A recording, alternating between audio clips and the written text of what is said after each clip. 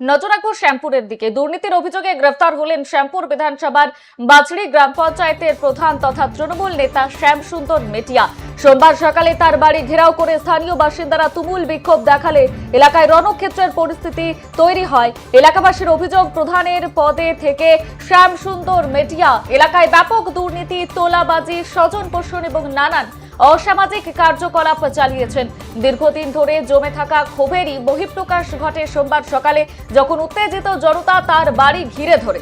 এরপর পরিস্থিতি বেগতিক দেখে খবর দেওয়া হয় থানায়। শ্যামপুর থানার পুলিশ দ্রুত ঘটনাস্থলে পৌঁছে উত্তপ্ত পরিস্থিতির মাঝখান থেকে তৃণমূল প্রধানকে প্রথমে আটক করে এবং পরে গ্রেফতার করে। আর এই ঘটনাকে কেন্দ্র করে এলাকায় তীব্র চাঞ্চল্য ছড়িয়েছে। পরিস্থিতি নিয়ন্ত্রণে রাখতে পুলিশ মোতায়েন করা হয়েছে। এই মুহূর্তে শ্যামপুরের দিকে নজর রয়েছে আমাদের। আপনাদের জানিয়ে রাখি, দুর্নীতির অভিযোগে তৃণমূলের প্রধানকে গ্রেফতার করা হয়েছে। এই মুহূর্তে রণক্ষেত্র শ্যামপুর, সেই চিত্র আপনাদেরকে দেখাচ্ছি কিভাবে স্থানীয় বাসিন্দারা তারা বিক্ষোভ দেখাচ্ছেন। শুধু তাই নয়, এই তৃণমূল নেতার বাড়ি ঘেরাও করে বিক্ষোভ দেখাচ্ছেন। দুর্নীতির অভিযোগ রয়েছে তার বিরুদ্ধে, আর সেই দুর্নীতির অভিযোগে গ্রেফতার হয়েছেন শ্যামপুর বিধানসভার বাছড়ি গ্রাম পঞ্চায়েতের প্রধান তথা তৃণমূল নেতা শ্যাম সুন্দর মেটিয়া।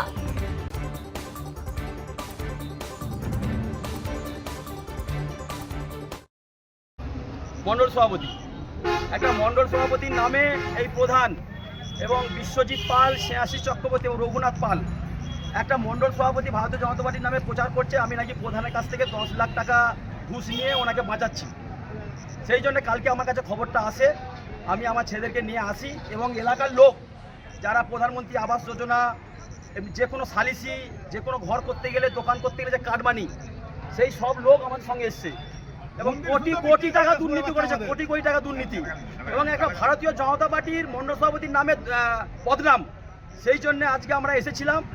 উৎসাহিত জনগণ, যারা জনরস, তারা ঘর বাড়ি ভেঙেছে, সেটা তার দায় আমাদের কোনো নেই। কিন্তু আমাদের কাছে বক্তব্য যে আমরা ভারতীয় জনতা পার্টি, আমরা চোরেদের প্রশ্রয় দেব না, দুর্নীতিকে প্রশ্রয় দেব না। যারা তৃণমূলের আমলে চুরি করেছে, যারা কাটমানি তুলেছে, সবাইকে আমরা অ্যারেস্ট করাবো। দাদা, মূলত অভিযোগটা কি ছিল? মানে আপনার নামে বদনাম নাকি দুর্নীতি? না, দুর্নীতি তো আছেই।